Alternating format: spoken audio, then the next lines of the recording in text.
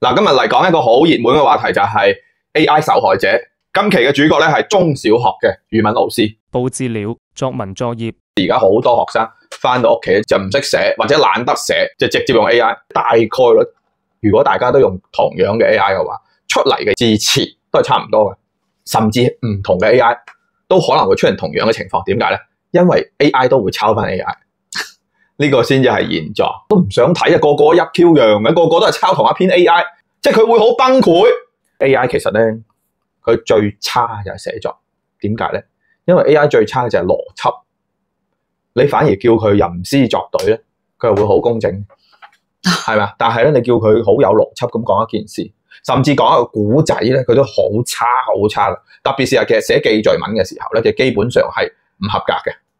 本來不理解的情況下，抄就只是體力活，更別說真正的表達教育和創造性思維實驗。抄背都是機器行為和寫作相差108000里。而家你試下俾份稿俾我，我睇住份稿，然之後同你做節目，我係好甩咳嘅。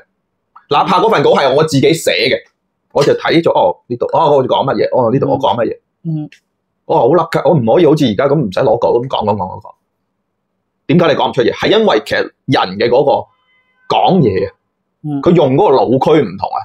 因為閱讀係一個解碼嘅過程，佢閱讀啊嗰啲文字係一個圖形嚟嘅。你圖形入到你個腦之後，要將佢轉化為你自己嘅語言，即係讀翻俾你聽。而你講嘢出嚟咧，你諗到咩就係咩。特別是你母語嘅時候，所以唔係話而家好多人唔中意睇書，中意聽書係咪啊？你有冇發覺聽書冇咁攰啊？係噶，你情願聽書，你都唔去睇。咁即係話其實咧，就係我哋嘅寫作同埋我哋嘅講嘢同閱讀係分開嗰個腦區嘅。所以喺腦科學嚟講咧，係唔暢通嘅。你只要俾本作文大全俾佢，你就等於害咗佢。而家有一樣喺職場好戇鳩嘅嘢係做 presentation、做 PPT。嗱，講呢啲，有啲仲戇鳩啊，將成段話寫晒 PPT 嗰度咁樣照讀嘅。咁你點樣做得好一個 presentation 咧，大佬？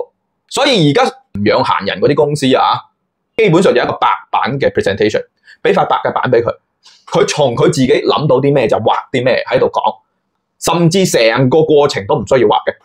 要嘅話就係一啲邏輯比較複雜嘅話，咁連下線啊，整個表格啊，係咪1、2、3、4啊，或者數學啊嗰啲嘢咁寫下公式。咁其實應該點樣訓練自己寫篇好嘅作文咧？寫作文咧最好係學寫日記。你要自己可以成長到，用翻自己嘅知識去描述，就係應該咧脫離人哋俾你現成嘅嘢。你用一個閱讀嘅邏輯去創作係冇可能。創作係咩 ？creative 啊？點樣先會有創造力咧？係你自己入面本嚟有好多好豐富嘅嘢，你喺入面同自己玩一個遊戲，好似砌積木咁砌，哇！砌到一個好靚，好激動，我想講翻呢啲嘢俾你聽。哇！我 share 我心目中嗰個航空母艦啊，我喺我個腦嗰度整到一個航空母艦好靚，我想 share 俾你啊。咁你個人先有靈魂有激情啊嘛，知唔知啊？係咯。有一個老師影響咗我一生，個老師叫嚴偉，個咧就春節咧就寫作文，但係咧我寫咗啲，你知噶啦，我個人好多愁善感，咁就話唉，而家嘅春節就少咗好多老人家。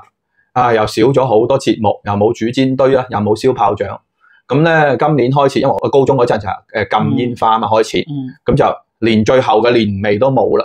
咁個老師睇咗咧，就好觸動，全班表揚我，俾咗個 A 加俾我。我係未試過噶，都唔係好符合所謂嘅應試教育嗰隻咁嘅嘢。用而家嘅話嚟講，就我做咗一個視頻，個評論區就寫到我先砍裡面的嗰個咁嘅狀況咧，即係個反饋亦都係好正啊！咁所以其實語文老師做啲咩咧？你要多啲認同學生嗰個佢自己嘅生活。